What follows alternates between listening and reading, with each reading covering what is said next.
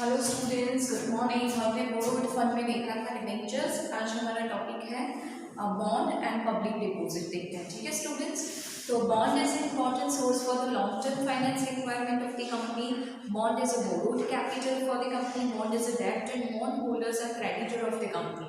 जो भी कंपनी के बॉन्ड परचेस करते हैं उसको हम कहते हैं they are the creditors of the company, and it is important source for what term? It is important source for the long term. अगर कंपनी को लंबे समय तक पैसों की जरूरत है, कैपिटल रेज करना है, तो लॉन्ग टर्म के लिए वो ये बॉन्ड भी इशू कर सकते हैं। And they are paid interest at the fix rate at the time. इसमें भी इंटरेस्ट आपको कैसे मिलेगा? Fix rate and fix time decided है आपके लिए, राइट? उस हिसाब से Thus, the basic price of bond is usually more than debentures. यहाँ पे प्राइस कैसी रहेगी? किससे कंपैरिजन में? डिबेंचर से ज्यादा प्राइस किसकी है? बॉन्ड की। So price is more. Then mostly these are issued by the government. Municipal corporation and companies. Bonds are known by the name given to the issue. For example, Sardar Sarovar bond. Generally कौन उनको issue करता है? Government, even municipal corporation and even the companies also issue such. और उनको नाम कैसे देते हैं स्टूडेंट्स की? जैसे इक्विटी और प्रेफरेंस शेयर्स का हमें पता है कि कंपनी की Tata equity share, Reliance preference share, whatever. लेकिन यहाँ पे बॉन्ड का नाम कैसे देते हैं? It is based on the project और इशू।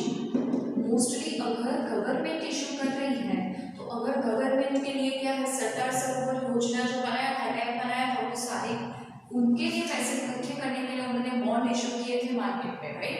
तो बहुत सारी कंपनी ने उसमें इन्वेस्टमेंट किया था, उन्होंने नाम क्या दे दिया? सरदार सरोवर बॉन्ड। यानी जो प्रोजेक्ट है उसके नाम से वो बॉन्ड मार्केट में इशू होते हैं majorly. Bonds are issued for the fixed time limit, and the government and companies, when want to implement large size of project, then to satisfy the long term requirement, bond are more suitable. जब ये long term project company, ये तो हमने की government bond की, लेकिन अगर कोई भी कंपनी को लॉन्ग टर्म के लिए कोई प्रोजेक्ट में काम के लिए पैसे चाहिए तो वो बॉन्ड इशू करते हैं, right? It is also one kind of instrument to raise a capital. उसके बाद है सेकेंड, थर्ड इंस्ट्रूमेंट है public deposit.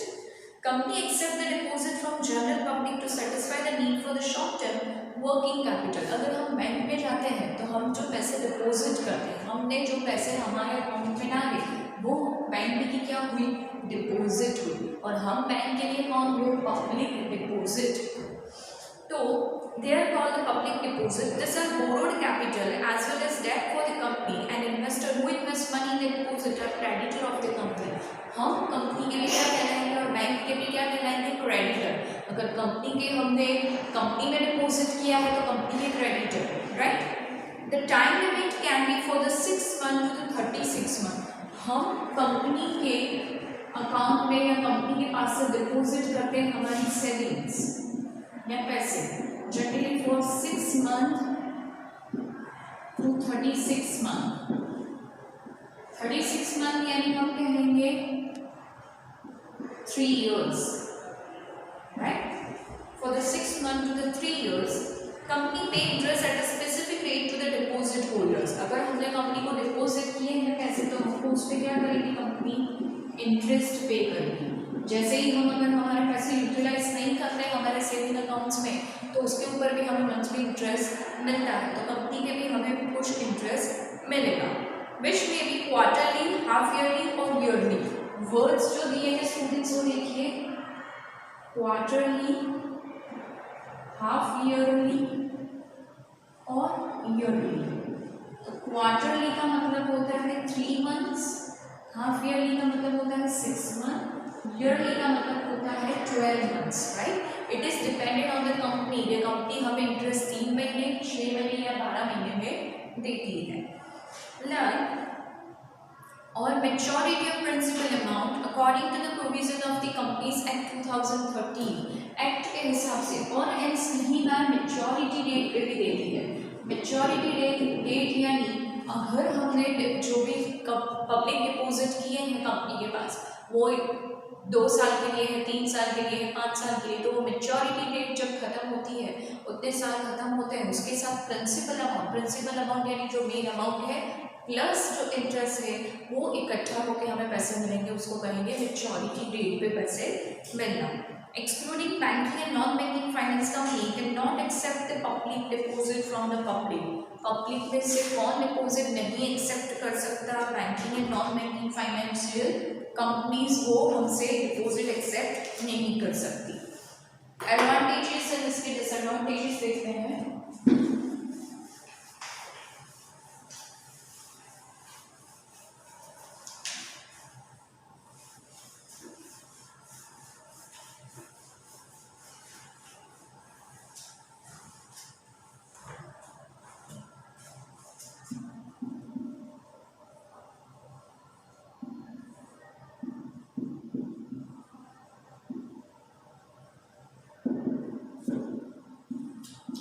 Let's see advantages. First is easy to receive the finance.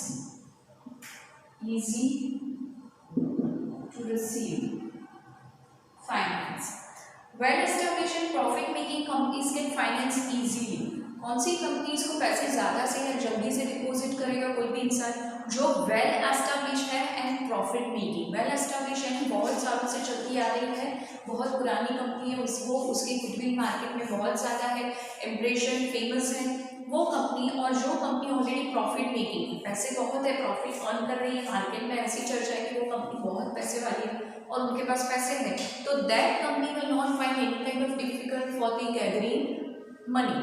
Second is less expense in receiving finance. Expense कैसा है इसमें? बहुत कम है। क्यों बहुत कम है? बिकॉज लोग सिर्फ जिनको पता है ऑलरेडी वेल एस्टेब्लिश कंपनी है उसमें जाके डिपॉजिट करने पैसे और इंटरेस्ट लेना है, तो एडवर्टीजमेंट खर्चे से लेके ब्रोशर से लेके बहुत कुछ डॉक्यूमेंट्स उनको प्रिपेयर नहीं करने। Third is assets do not have a charges, यानी कोई भी असेट्स को क्या करना है? मोर्गेज नहीं करना है। This all things depends on the company's goodwill and trust of the public. Fourth is interest is an expense. जो कंपनी किसको इंटरेस्ट दे रही है? पब्लिक डिपॉजिटर और डिपॉजिट होल्डर, उनको कुछ 3 महीने 6 महीने या 12 महीने में कुछ डिपॉजिट के ऊपर क्या इंटरेस्ट देती है, वो कंपनी के लिए एक्सपेंस है, ऐसा कहते हैं। Interest paid on the public deposit and expense to the company, therefore it is deducted from the profit. ये expense इसमें से deduct हो जाएगा profit में से। Fifth is used as a working capital. Used as working capital. To satisfy the short-term finance requirement, the company can get the finance with a public deposit and thus can satisfy the need of working capital. Capital generally two types we have: fixed capital and working capital. Fixed capital generally it is used to buy the fixed assets of the company, right? For the longer period of time वो ज़्यादा चाहिए, लेकिन working capital daily expense यानी short expense के लिए चाहिए, तो उसके लिए पैसे नहीं है, तो company can go for which instrument? Can go for the public deposit. तो वर्किंग कैपिटल के लिए भी public deposit is one kind of suitable instrument. उसके लिमिटेशंस हैं अनसर्टेनिटी,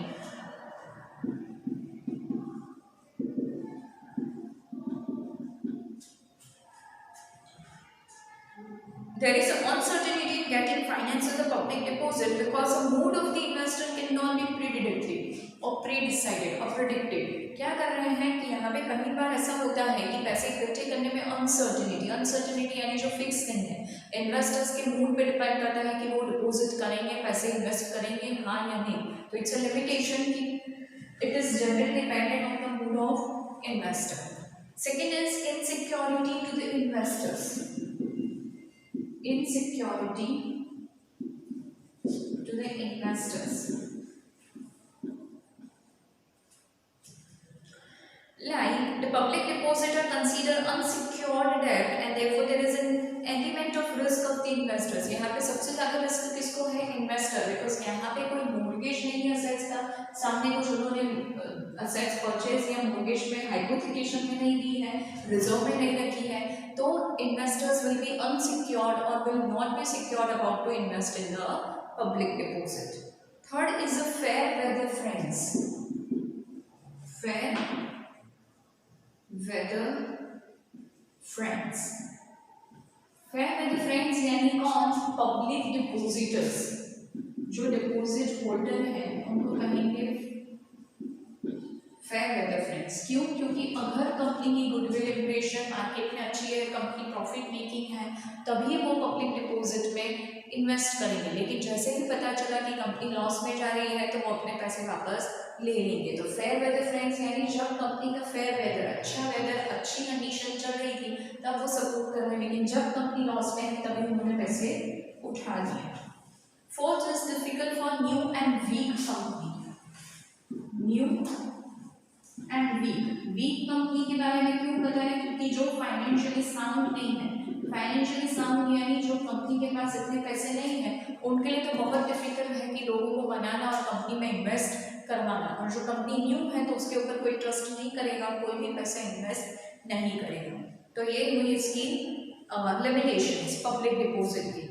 राइट. हमारे पास जो लास्ट जो इंस्ट्रूमेंट है वो देखते हैं loan from financial institution next video में.